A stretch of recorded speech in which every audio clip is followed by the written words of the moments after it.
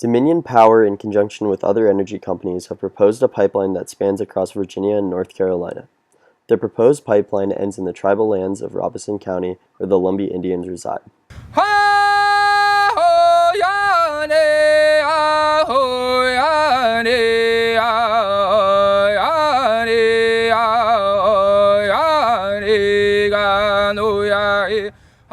Our UNC Capstone class traveled to Robeson County to interview the Lumbee on their tribe and experience with the pipeline thus far. So where are you from, or where did you grow up? This is home. This is our original place of origin. One of our original places of origin.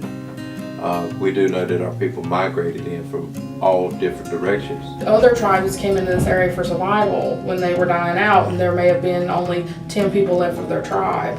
This was a place of isolation. So they came here and created what you now see as this modern day Lumbee. So that's why there's different origin stories. To escape the encroachment, we moved into the swamps and we started clearing out our own land here. So we drained those areas so we could farm and grow our own food and survive. And for 100 years we stayed here, and it gets passed down from generation to generation. So our identity is based in the land. We take our name from the river, which runs through the community. We live on the land. Our people, since time immemorial, have been farmers. At least up until a generation ago, we were used to getting our hands in the dirt, working the dirt. We swam in the river. We used them for ceremonies. I did some great fishing in this river. A lot of swimming in this river, just enjoying those times. when we look at the land, we treat the land as a relative, as a mother or a nurturer. It's so significant to us that we call it God's country. I think our tie to the land is that we're place-based. We don't want to leave, but to take care of the land, I think we've moved away from that. That's part of the challenge, so therefore we're not tied to Mother Earth like we are, which to me is tied to the pipeline problem.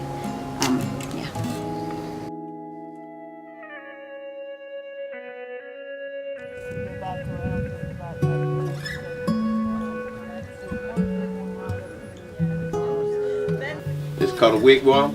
It would have housed a good-sized family, and we would have had benches and beds around the corners of it. For me, you worry about pipelines. They all leak. They all leak. So what is that going to mean long term? I told you a little while ago, it's about my children now. It is. It's about the community. If it's coming to our county, particularly the Prospect community, I mean, that is Lumbee land. If you have to go to a single spot, for me, now this is me, that would be it, and it's right there, and it's just not right. I don't care what kind of promises the folks who are doing it make, there will be problems.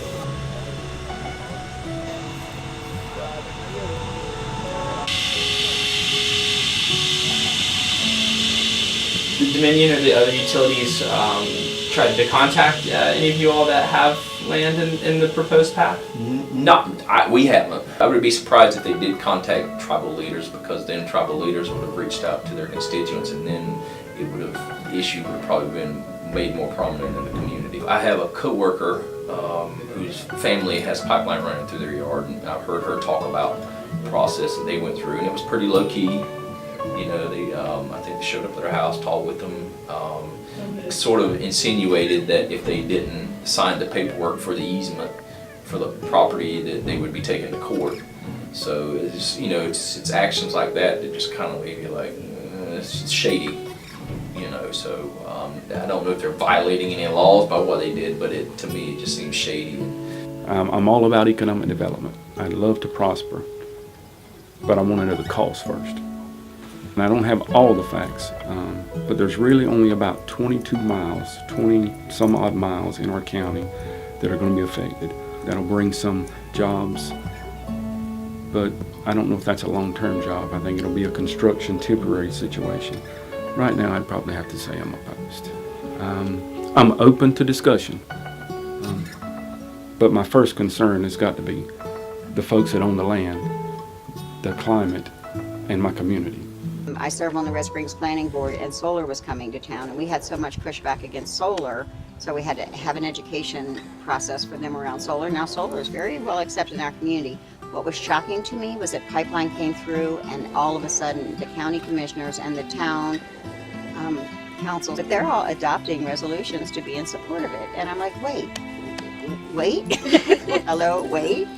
I think at the least what the tribal government could do is hold some public forums on the pipeline, invite both sides of the debate to the table, and let's talk about it. Provide an opportunity for tribal members to ask questions. And that way, like I said, our people can be more informed. I would like to see the tribe take a stance on it, but like I said earlier, the only option I really see the tribe having is to come out against the pipeline. I mean, when you talk about our people and how, like I said, what land and water means to us, you really don't have an option. So when our tribe comes together, and you can see that see as the outside world, is in any tribal controversy, no matter how we argue amongst ourselves, you'll see us coalesce just like this. It's amazing. I'm glad that we're at least opening up some communication.